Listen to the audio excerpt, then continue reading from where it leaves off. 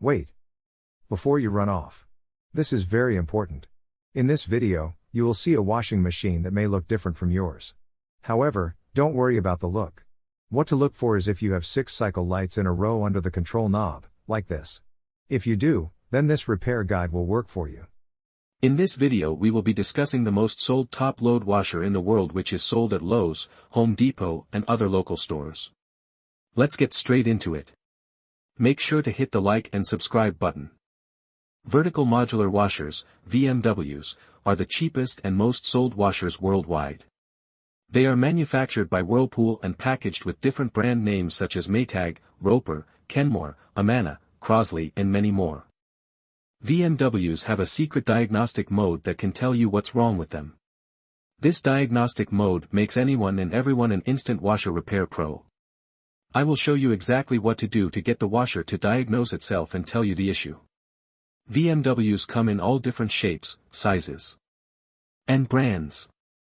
They have a life expectancy of 3 to 5 years. All new appliances are only lasting 3 to 5 years. VMWs are the new washing machine prototype.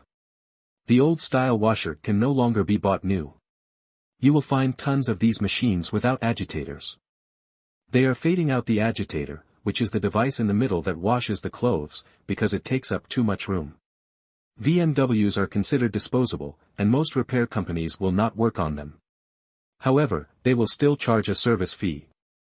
The main parts of a VMW are the lid lock, water pump, suspension rods, shift actuator, and control board.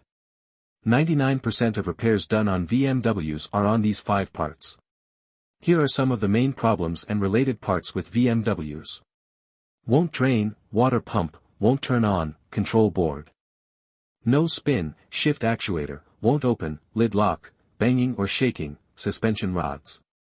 In my expert opinion, VMWs are pieces of junk. Most have no agitator, are poorly made, and have an annoying lid lock.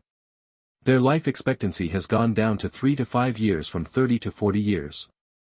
While their price continues to go up. If you are considering buying a new washer, I would advise you to purchase the vertical modular washer and the 5-year warranty add-on. I guarantee you will wish you did if you don't. There are many other washing machines on the market, but they are a waste of money. They don't last any longer than the VMWs, and cost more because of the functions it comes with, not because it's a tougher, longer-lasting appliance. I hope this information has helped you in the right direction. Make sure to hit the like and subscribe button. Entering recalibration mode. With the washer shut off and the basket empty, no water or clothes inside, and with the lid shut, enter the recalibration cycle. Here's how. Turn the control dial 1 complete rotation, 360 degrees, counterclockwise. Stopping with it facing straight up. Quickly, within about 6 seconds, turn the control dial 3 clicks clockwise, 1 click back, and 1 click more clockwise. All the green status lights blink when you successfully activate the diagnostic mode. If the status lights don't blink, try again, this time turning the knob faster or slower. In the diagnostic mode, with all lights flashing, select the calibration cycle by turning the control dial 4 clicks clockwise or 4 clicks right.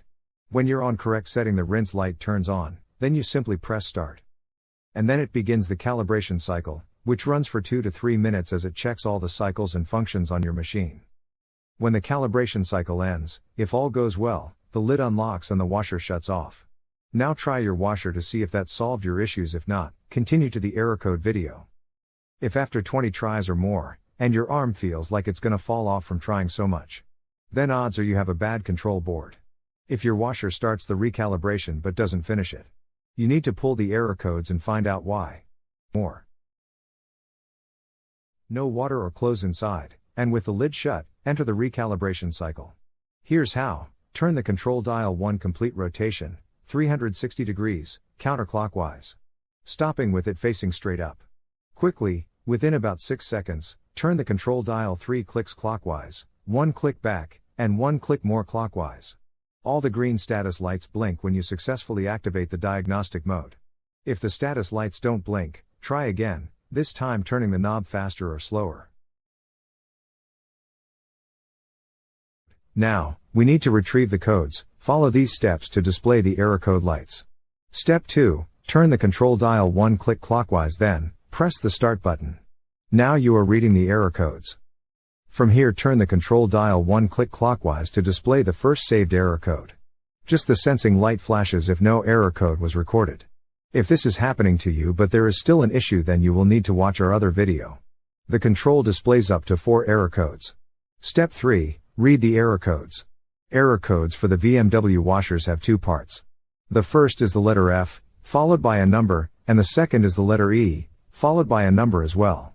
Which lights are illuminated indicate the numbers. The sensing light on indicates the letter F. The sensing light off indicates E. The wash light equals 8. Rinse equals 4. Spin equals 2. And cycle complete 1. For example, for error code F5E3, when the sensing light is on, the rinse and the cycle complete lights are on. Adding all 3 together equals 5.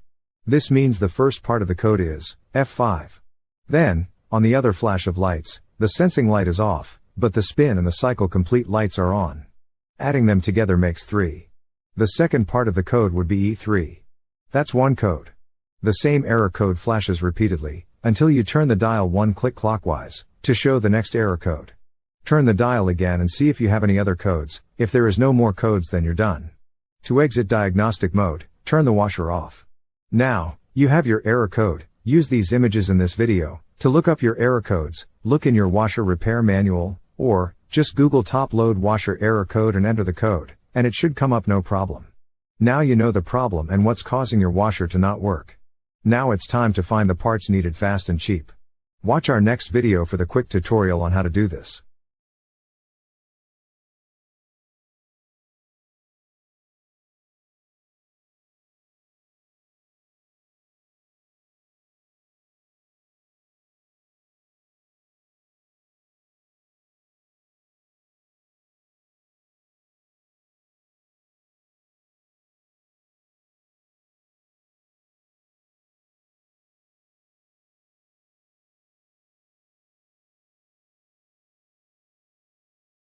My name's George and I have repaired over 10,000 washing machines, dryers, and stoves and have 10+ years experience running an appliance repair business.